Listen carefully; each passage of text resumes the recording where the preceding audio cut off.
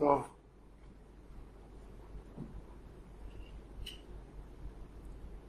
Que ses parents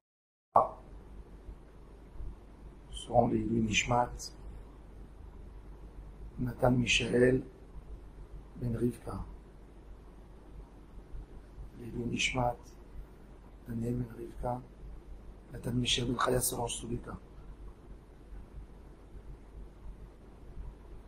Dernière Eliyahu Ben Ruth Mesodi.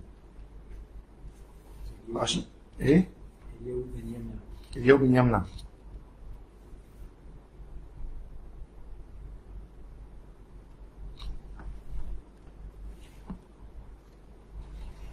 En Israël, fait la dernière guerre de la vie de Moshe Rabbeinu. Kadosh Baruch Hu dit, tu feras la guerre avec Midian, et après, tu quittes le monde. Moshe Rabbeinu alav shalom, c'est son dernier combat, où il va préparer toute la structure de la guerre, la stratégie de guerre, mais lui-même, il n'est pas actif dans cette guerre. Pourquoi il n'est pas actif dans cette guerre? Parce que, quand il s'est sauvé d'Égypte, à l'époque, quand il était réfugié, où il a trouvé refuge? À Midian.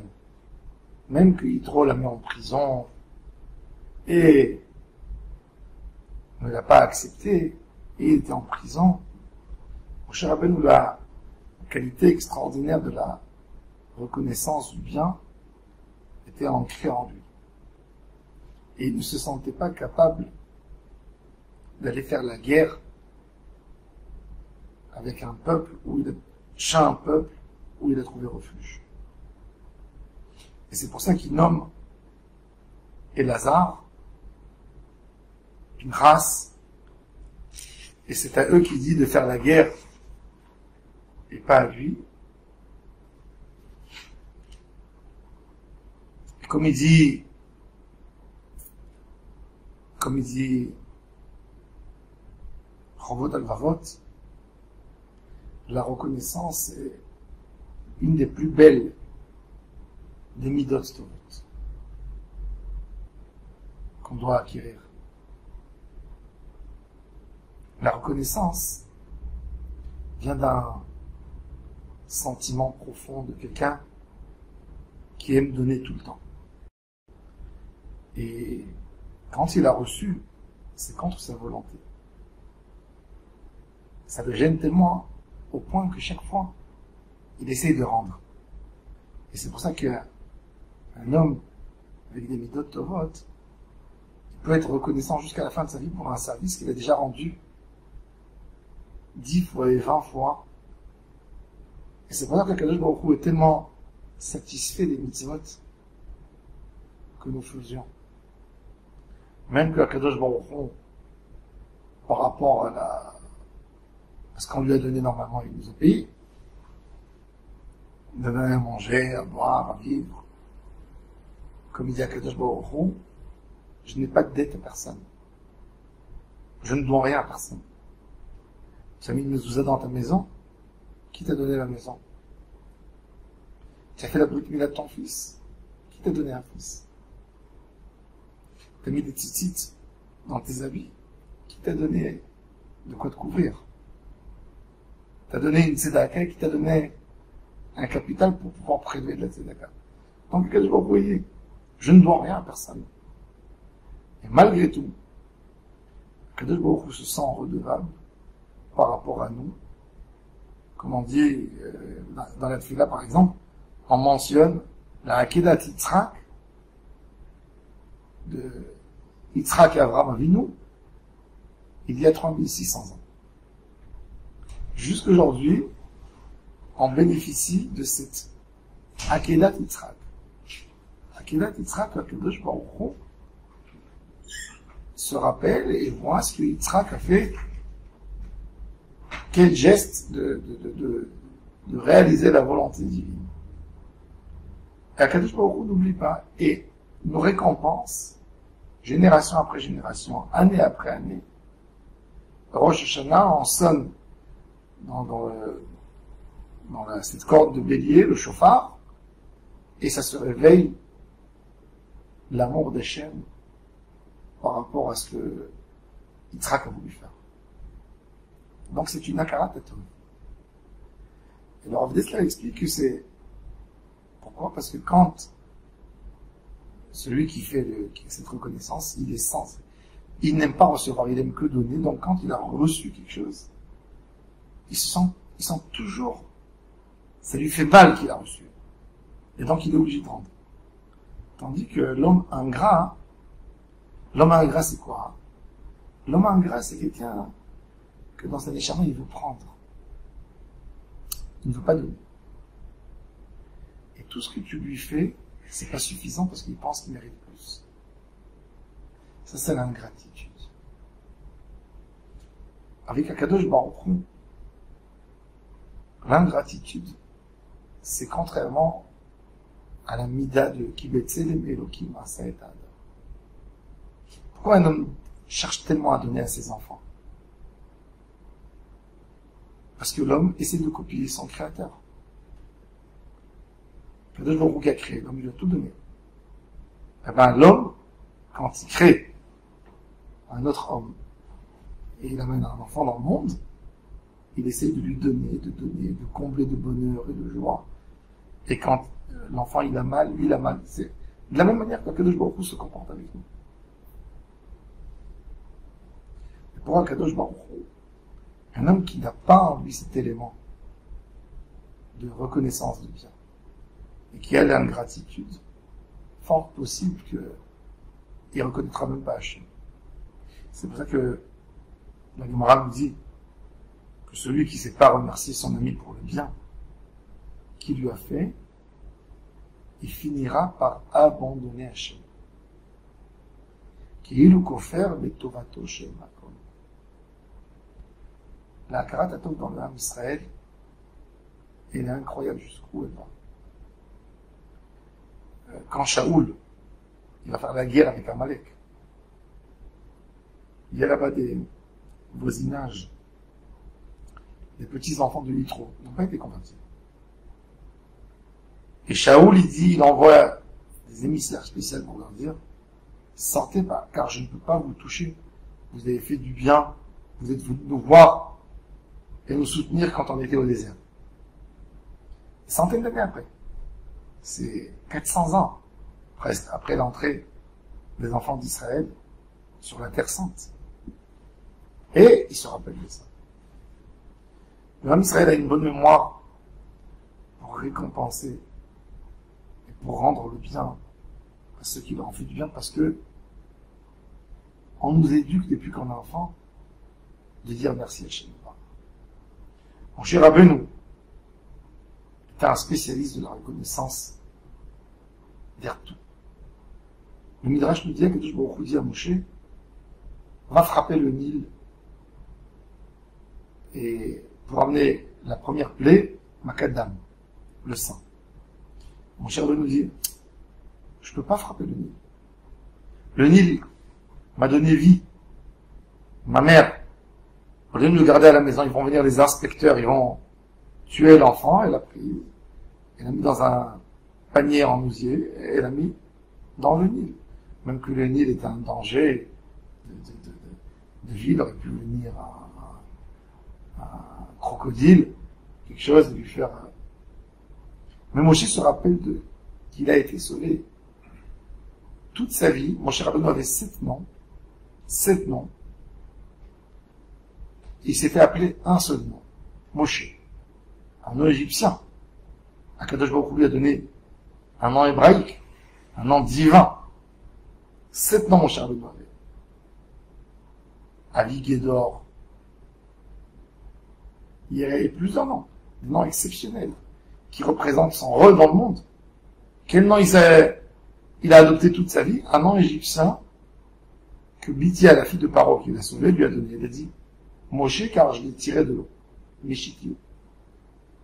Moshe, toute sa vie, voulait sentir ce remerciement, donc il s'est fait appeler Moshe. Même maintenant. Quand Hachem lui dit va frapper le Nil, il arrive, il prend le bâton, il donne à Aaron, il dit moi je peux pas. Moi je peux pas. Mais Hachem t'a dit. C'est pas possible que Hachem peut me dire quelque chose qui contredit mon caractère. Donc Hachem m'a dit peut-être d'amener quelqu'un qui fasse ça pour moi. Ok. Deuxième plaie. Sfarder. La grenouille. La grenouille, c'est une malédiction. Non, non plus. Ok. Troisième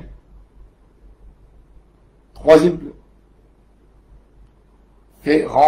Tape le sol avec le bâton et tout deviendra des poux, un katkini. Non.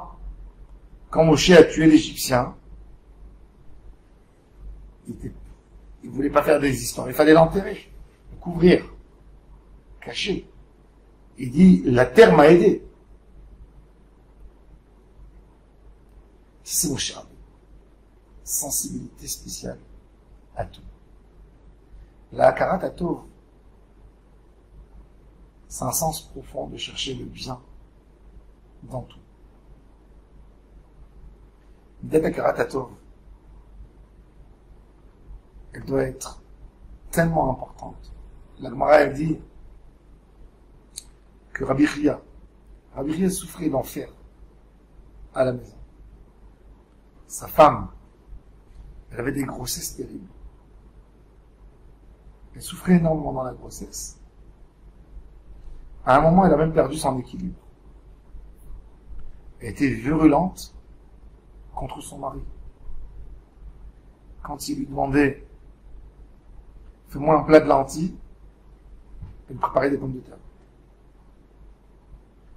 Quand il lui demandait des pommes de terre, tu aimes ? Il faisait un plat de lentilles. Un jour, le fils a voulu faire du bien à son père. Donc quand son père il a dit « Va dire à ta mère que veut des pommes de terre », il est parti. Il a dit à sa mère « Papa, il a dit que tu me fasses des lentilles. » Donc elle a préparé des pommes de terre. Il était content, Rabbi Chia. Maman, Baruch Hashem, elle se remet, elle s'est calmée. Et l'enfant qui éclate de rire. Et son père lui demande qu'est-ce qui se passe. Il dit, papa, j'ai changé quand tu m'as envoyé. Il dit, ne fais pas ça à ta mère. Elle ne mérite pas que tu lui mens. Et il dit, papa, pourquoi tu restes avec maman? Tu souffres tellement. Il dit, non. Ma femme, ok, peut-être elle n'est pas au top de la gentillesse avec moi, mais vous, elle vous fait grandir. C'est une gentille mère. Elle m'aide dans mon rôle pour vous faire grandir dans le chemin de la Torah. C'est elle qui vous accompagne à l'école le matin. Et puis, elle nous garde, je ne suis pas seul à la maison. Je n'ai pas dit etc. Je suis à la maison. Bon, avec une femme difficile comme ça, c'est difficile d'avoir dit etc. Accompagné, il a dit, Megadlot banenu la Torah, ou matzilot otanu minachet. Ça déjà, pour Rabbi Chia, c'était suffisant. Le sentiment de je mérite tout. Et ma femme n'a pas fait ce que j'ai voulu. Elle n'a pas dit les mots que je voulais entendre. Ça vient d'un sentiment de gava. Tout m'appartient. Tout est à moi. Je suis propriétaire de tout. Tout c'est à moi.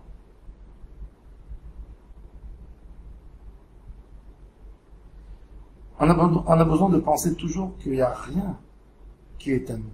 On mérite rien. Et chaque chose, la chose la minimale qu'on nous fait, il faut dire merci.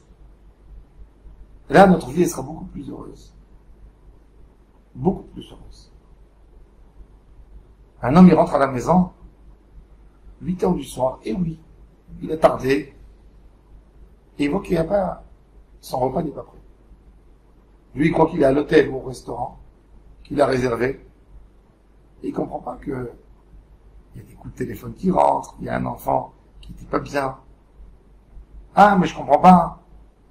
Pourquoi, quand je rentre le soir, c'est pas prêt? Pourquoi la maison n'est pas organisée?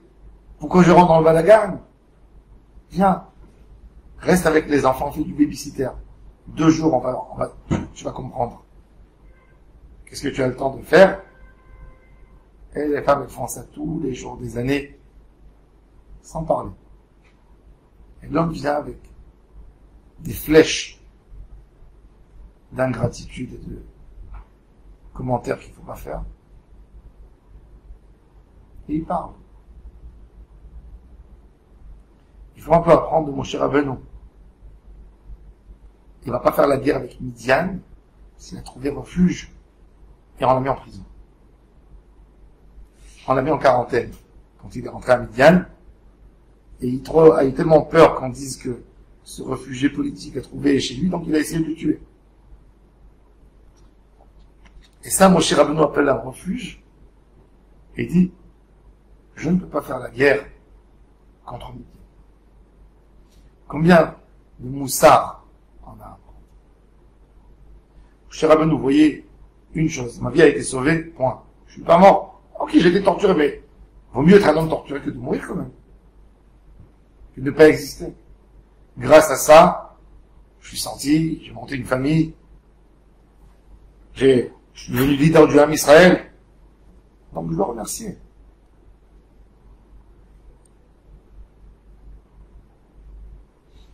Dans la guerre contre Midian, Moshe Rabbeinu a envoyé Pinchas. Rashi pose la question, pourquoi Pinchas? Pourquoi Pinchas? Alors, trois réponses. Pinchas était considéré comme tout le Ham Israël. Pourquoi? Grâce à lui, Ham Israël existe. S'il n'était pas là, dans Parashat Pinchas, qu'est-ce que Kadosh il a dit? Grâce à Pinchas, je n'ai pas exterminé le Ham Israël. C'est-à-dire que tout le peuple d'Israël, dans un endroit et Pinchas de l'autre côté, ils sont équivalents. Grâce à lui, ils les tous. Chakoul qui est Kol Israël. Donc il fallait lui donner dans ses mains. Ça c'est la première réponse. Deuxième réponse de Rashi. Pourquoi Pinchas est parti et pas Elazar, son père? Mishe Tril ba mitzvah, Sherak Kozbi Batsur Yigmor. Il y a une halakha. Quand un homme commence à faire une mitzvah, il ne faut pas abandonner la mitzvah au milieu. Amatril ba mitzvah, omrim lo gemor. Toujours, quand on fait une mitzvah, il faut la faire à la perfection jusqu'à la fin. Pinchas a commencé à enlever le mal du Ham Israël. Il a tué Kozbi, il a tué Zimri. Mais il fallait qu'il extermine le mal de Midian. Troisième réponse. Pinchas est parti venger le mal qu'ils ont fait à son grand-père. C'est qui le grand-père de Pinchas? Alors, faut revenir pour ça à Shemot, 6e chapitre. Ve'elazar lakachlo isha mi benot Poutiel. Des filles de Poutiel. C'est qui Poutiel là-bas? Ve'elazar lakachlo isha mi benot Poutiel lo le isha. La Gemara dans Bava Batra, dans Sota, et dans Sanhedrin, et dans Midrash Rabbah, aborde ce sujet. C'est qui ce Poutiel? Ce fameux Poutiel, c'est qui? Parce qu'on ne le voit pas mentionné dans la Bible que là-bas. Pas mentionné dans les deux commentaires, deux explications. Il y a deux Poutiel. Il y a un, c'est Yosef Hatzadik. Pitpetz Beitro. Yosef Hatzadik, il avait un dialogue courant avec le Yetzer Hara. Le Yetzer Hara, un Yetzer Hara, il vient chez les gens, une fois par jour pour les tenter à faire du mal. Combien de fois un homme, il a des pensées terribles? Ah, pas beaucoup. Des pensées absurdes, qui lui disent, va faire quelque chose une folie. Ça vient pas tous les jours. Quand il boit, peut-être. Des fois, ça peut se réveiller. Mais... après, c'est des petites choses, pas des... Yosef Hatzadik, il te pète, mais il parle avec le Yitzhak tous les jours, lui dit. La femme de Potiphar, tous les jours. Des dizaines de fois, elle essaie de l'amener vers là. Puis il te pète, il a un discours. Et il a mis le L devant lui. Et il a été sauvé. Il s'appelle Poutiel. Son Yetzirara. Mais pas de pète, il te tout le temps. Vas-y, tu veux pas quand même essayer, tu veux pas. Et il a mis à quelque chose autrement. Donc ça, c'est Yosef Hatzadik. Deuxième signification de Poutiel, c'est Yitro. Chez Pitem, Avadi, Agalim, la Avodazara. Ils ont appelé Pinchas, fils de Potiel. Et la Gemara a dit, comment ça se fait? Alors, décide. C'est un descendant de Yosef, ou c'est un descendant de Yitro. Alors, la Gemara a dit que dans la famille de Pinchas, il y avait ces deux familles. Elazar a épousé une fille que ou son père ou sa mère, on ne sait pas, était descendant du Yitro, fils du Yitro, et le père, petit-fils de Yosef, ou le contraire. Mais on sait que Elazar a épousé une fille qui avait les deux familles croisées. Et donc, Pinchas va se venger de quoi? Du fait que les Midianim en marchandé de la présence de son grand-père. Ils ont pris Yosef Hatzadik. Yosef a été vendu 4 fois. Du moment où il a quitté son papa, c'est racheté à votre passé, de passé. Il a été vendu à Potiphar, au Socharim, aux Ishmaélim et aux Midianim. Et les Midianim l'ont vendu quand même. Alors Pinchas a pris la vengeance de son aïeul, Yosef Hatzadik.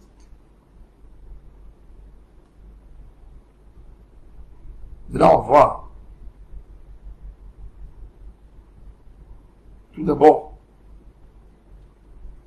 que Kadosh Baruch Hu se venge du mal qui a été fait, même après des centaines d'années. Depuis l'histoire de Yosef, qu'il a été vendu, jusqu'à ce moment-là, combien de temps en est passé? Yosef a été vendu à l'âge de 17 ans. Il est resté en Égypte encore 22 ans pour rencontrer ses parents. Donc quand ses parents ils sont descendus en Égypte, du moment où Yaakov est descendu en Égypte jusqu'à la sortie d'Égypte, il y a eu 210.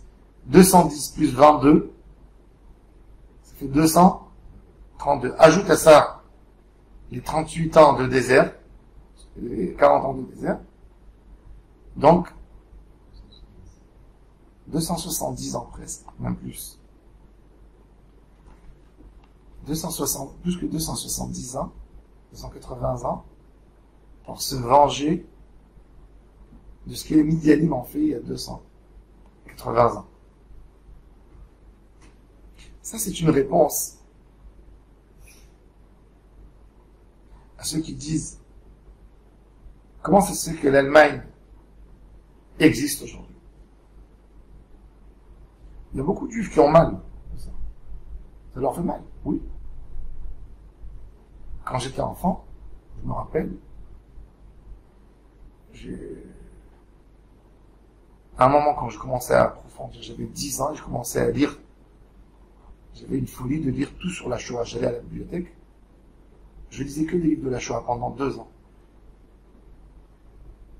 Et il y avait des moments où j'étais énervé contre le Ham Israël. Comment ça se fait qu'ils ne se sont pas rebellés? Comment ça se fait qu'on a tué 6 millions? Quoi? Il y a eu une fois Varsovie, une autre petite fois Sobibor. Comment ça se fait qu'ils se sont? Comment ça se fait qu'on ramasse des Juifs? On leur dit, vous venez à la place principale de la ville, vous montez dans les trains. Comment? Ils n'ont pas pris des haches, ça me rendait fou. Et après, j'ai continué dans la folie, j'étais énervé contre Hachem. C'était un long moment. Je me disais, mais, ok, t'as pas agi en ce moment, je sais pas pourquoi. Et maintenant, pourquoi tu agis pas maintenant? Parce que j'ai grandi, et j'ai compris que nous, on vit dans un espace de temps. Le temps, c'est une limite. C'est un lieu et certains événements que le Créateur a fait qui ont créé le temps, la notion du temps. Le temps n'existe que pour les humains. Le temps n'existe pas pour Hachem, qui est au-dessus du temps, qui a créé le temps. Le temps. On est dans un petit point de l'infini d'Hachem. Un petit pays, un petit peuple dans un petit pays, qui est rien par rapport au monde, qui n'est rien par rapport au soleil, qui n'est rien par rapport aux étoiles, qui n'est rien par rapport à la galaxie, qui n'est rien par rapport à toutes les dimensions l'infini d'Akadosh Baruch Hu. Un infini incroyable d'Akadosh Baruch Hu, on n'est rien pour tout ça. Et Hachem Yitbarach, Akadosh Baruch Hu, c'est lui qui a créé la dimension du temps.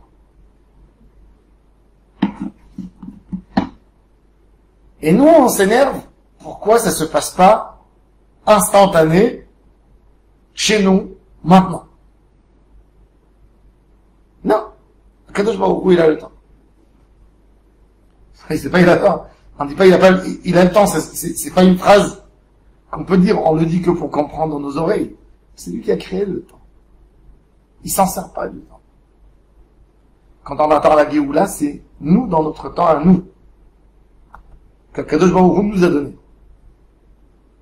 Alors oui, ça arrive à la fin. Quand on rentre dans le Olam Haba, c'est un monde stable, qui stagne. Où il n'y a plus jour et nuit qui donne notion du temps. Où tu sors, tu montes plus haut que le niveau de ce monde. On est dans un endroit qui tourne. Donc il fait jour et nuit. Et 365 fois ça se fait, ça passe 1 an. Et 10 ans, et 50 ans, et 100 ans. Chez Akadosh Baruch Hu, il n'y a pas. Ça stagne. Au niveau du Olam Aneshamot, au niveau du Olam Ensof, au niveau du Haatik Yomin. Le Haatik, c'est un endroit, dans la Kabbalah, où c'est long. Ça continue tout le temps. Et Akadosh Baruch Hu, il a... Alors, on peut pas dire un moment. Il a ce que nous, on appelle pour nous un moment où il fait la justice en monde. La justice, elle peut pas être aussi là-bas. Une justice, c'est lui qui décide comment faire. Mais on est dans de bonnes mains. Et ça arrive, ça arrive.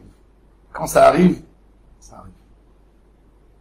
Faut pas donner des ordres à Akadosh Baruch Hu. Voilà. Akadosh Baruch Hu a trouvé le moment, 280 ans après que ça s'est fait, de se venger de la vente de Yosef Hatzadik. C'est-à-dire que ce que Pinchas a fait, c'était même pas la vengeance encore du Ham Israël sur ce que les filles de Midian leur ont fait. Ça, c'est le règlement de compte de la vente de Yosef. Kadosh Baruch Hu a promis une vengeance aux enfants de Édom. Bat Babel, la fille de Babel. Kadosh Baruch Hu dit, il y a un jour où vous allez payer sur la destruction du temple. Où vous allez payer, vous allez boire, assoiffer le verre de la vengeance. La vengeance, le Maharal de Prague explique, on n'est pas pourquoi nous on n'aime pas? Pourquoi chez un homme, On dit c'est un vengeur. C'est pas beau. C'est péjoratif, c'est pas... Pourquoi? Parce que la vengeance, chez l'homme, au début, c'est... Pourquoi un homme veut se venger? Pourquoi un homme veut se venger? La vengeance, le Maharal de Prague explique que ça vient d'un sentiment de vouloir faire de la justice. Vous savez que, par exemple, au Sanhedrin, quand il y avait quelqu'un qui était condamné, condamné à une peine de mort, parce qu'il a tué. D'accord? Qui c'est qui le tue? Le témoin. Il le pousse, s'il est khayar mita. Et sinon, les proches de la famille de celui qui a été assassiné. Pourquoi? Pour donner une sorte d'équilibre. Tu as fait du mal, on te le rend. Et la vengeance, c'est une sorte de règlement de compte, mais pour retrouver justice. Pour retrouver justice. L'homme n'est jamais capable de faire la vraie justice. Et c'est pour ça qu'on demande à Akadosh Baruch Hu, lui, de régler les comptes. C'est pour ça que quand un juif a été assassiné, on écrit sur lui Zichrono Livracha, Zal, et He, Yud, Dalet. He, Yud, Dalet, c'est Hachem, Ikom, Damo. Que Dieu venge son sang. C'est pour ça qu'on dit dans le matin, dans le Mizmor, de Odou, El Nekamot Adonai, El Nekamot Ophia. La Gemara dit Gedola Nekama, Shenitna Ben Shte Shemot. El Nekamot Hashem, El Nekamot Ophia. Hashem, il est entre El Nekamot et El Nekamot. Parce que c'est que Hashem qui peut faire la justice comme il le faut, avec mesure exacte. C'est quoi une vengeance? L'homme, il met toute sa haine.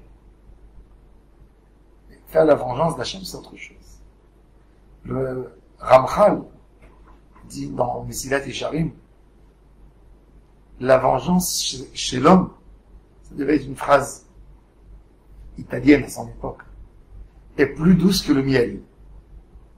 Comme ça il dit. La vengeance pour le vengeur, c'est doux, plus doux que le miel quand il se venge.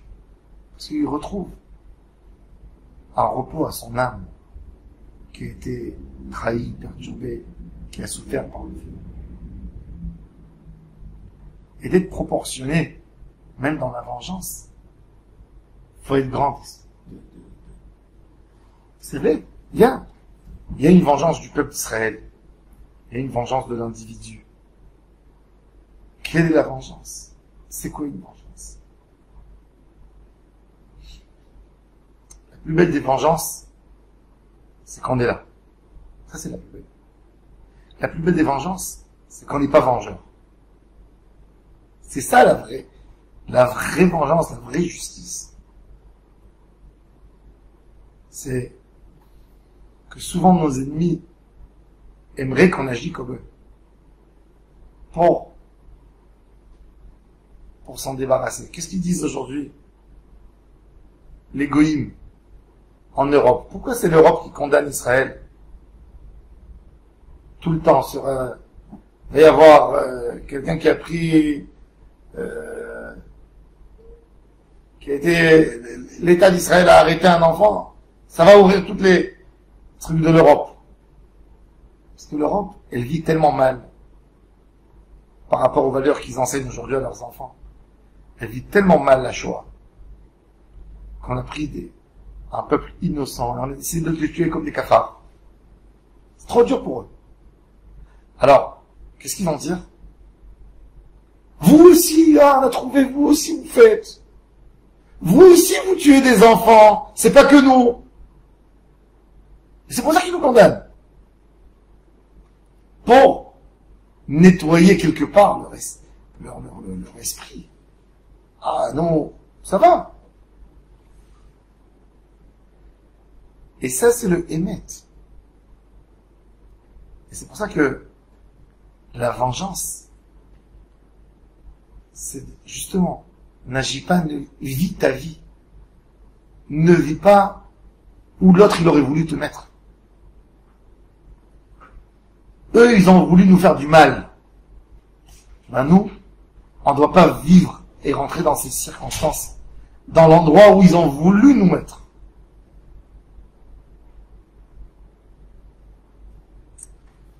Il y avait à l'époque des Géonim. À Bagdad, Gaon, c'était quelqu'un qui connaissait toute la Torah. Gaon, en chiffre numérique, ça correspond au chiffre 60. Il y a 60 traités de Mishnah et de Gemara dans le Talmud. Il n'y a pas le Talmud sur toutes les Mishnayot. Il y a une partie du Talmud de Jérusalem. Le Gaon devait connaître tout ça par cœur. Tu pouvais lui poser une question qui correspond à n'importe quel traité, chapitre de Torah, et tout de suite il est en place, il sait te répondre. Ça c'est Gaon. On ne donnait pas ce titre qu'à quelqu'un qui connaissait tout. Il y a eu dans le Ham Israël, dans l'époque des Géonim, c'est 200 ans après les sages du Talmud, 150 ans, ça correspond à l'année 700, de l'année 700 à l'année 1000, il y a eu 93 Géonim à Babel, qui étaient les chefs de la yeshiva dans 3 régions. Soura, Pumbedita et Nahardea, c'était les 3 plus grands centres d'études de Torah du peuple juif. Les yeshivot de Soura, c'était les yeshivot que Rav a mis, Nahardea c'est Shmuel, et Pumbedita, c'est d'autres sages du Talmud. Et là-bas, il y avait les 3 plus grands centres. Il y avait le Resh Galuta, c'était celui qui s'occupait de l'administration du Ham Israël, du pouvoir Ham Israël. Il était comme dans une autonomie, où les califes et ils disaient, voilà, nous on veut tant d'argent, tant d'impôts, et vous gérez comme vous voulez la communauté juive. Donc il y avait le chef de l'autonomie juive qui était le Resh Galuta, et le Gaon, c'était la plus grande sommité de Torah. C'est lui qui décidait toute la halakha de la génération. Un des derniers que nous tous on connaît, c'est Rav Saadia Gaon, l'auteur du livre Emunot Vedeot, Ravaï Gaon, Rav Saadia. Il y avait 93, comme ça, des géants. Et un jour, ils ont nommé à Bagdad un jeune qui avait 25, 30 ans, nommé Gaon, il était Gaon. Il connaissait tout. Et quand le Gaon avant il est décédé, donc il y avait plusieurs candidats, ils ont interrogé en Torah, ils ont vu que ses connaissances à lui étaient plus importantes que tous ceux qui étaient avec lui. Donc ils l'ont nommé, et c'était un ridouche, un Gaon de 25 ans. Oui. Ils l'ont, comment on dit, ils l'ont fait, ils l'ont intronisé.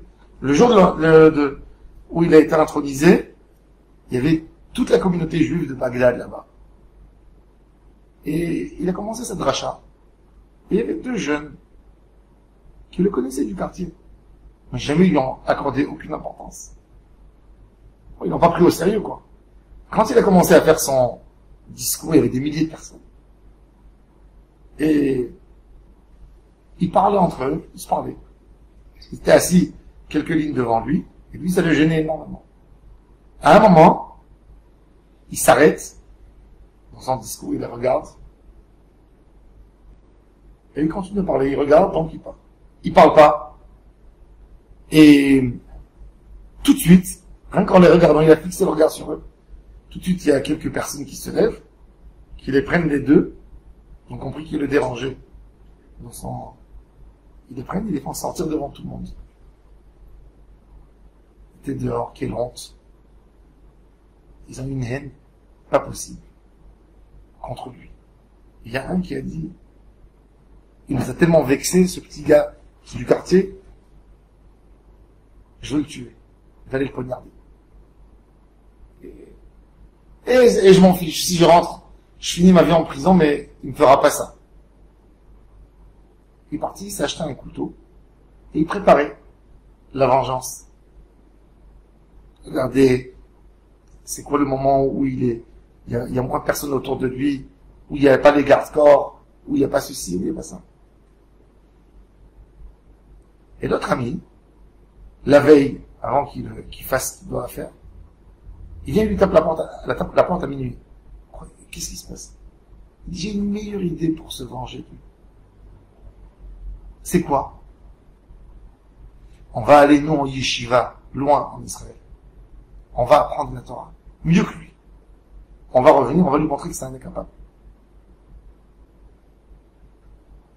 On finira pas notre vie en prison. Et il dit, wow, c'est une belle idée ça. Comment t'as pensé sur ça? Ah, il dit quoi? Ouais, je pense. Ok. Demain matin, ils se sont levés tôt, ils sont partis en Israël. Ils sont rentrés dans une yeshiva au Galilée. Après 2 jours qu'ils étaient à la yeshiva, ils ont compris à quel point ils étaient idiots. Ils ont dérangé quelqu'un d'autre. Ils ont compris, ils ont vu tout le monde avec des règles de politesse. Ils ont compris un peu, ils ont un peu de Torah, ils ont appris.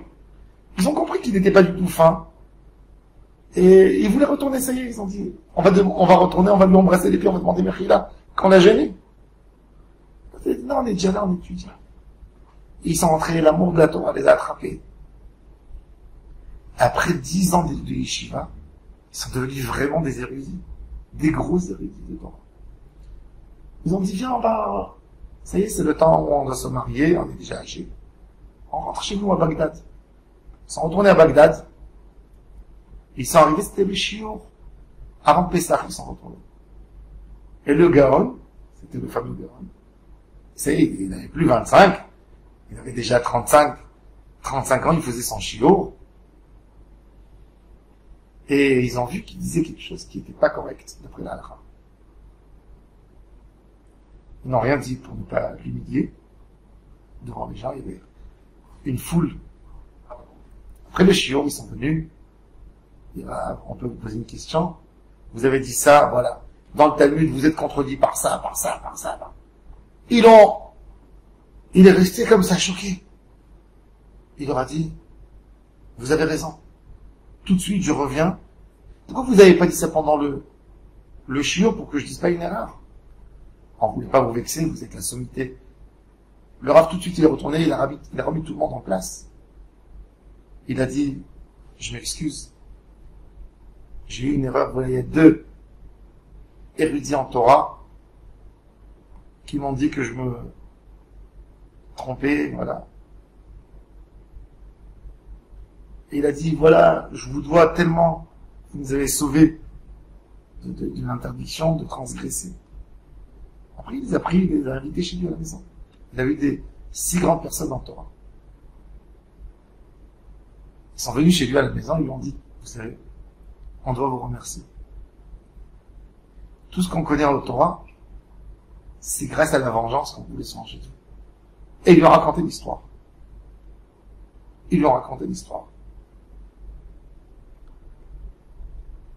Regardez, une vengeance quand elle est partie, même que elle n'était pas correcte à la base.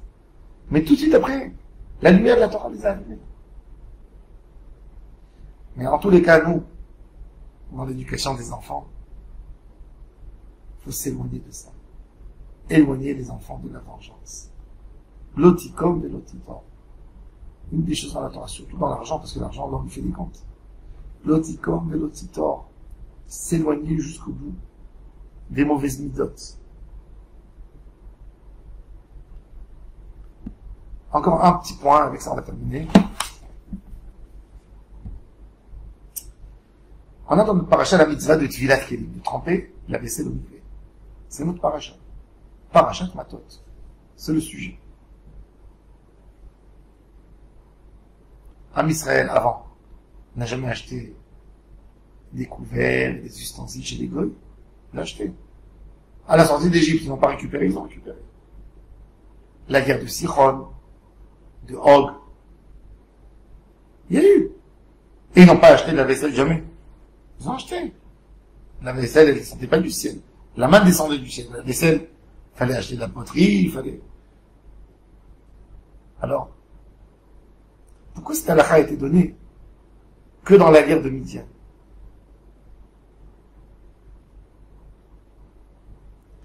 Midian, toute la faute de Midian, c'était la faute de Hirurei Avera. Pensez sur la Avera. Comme il a dit mon cher Abed ou les Chaper à Nafshotechem. Les 12 000 guerriers qui ont été envoyés pour se venger de Midian quand ils sont revenus, il a dit mon cher Abed, il faut amener un korban, même que personne d'eux qui est mort. C'était des tzadikim. Ils sont retournés Kadosh.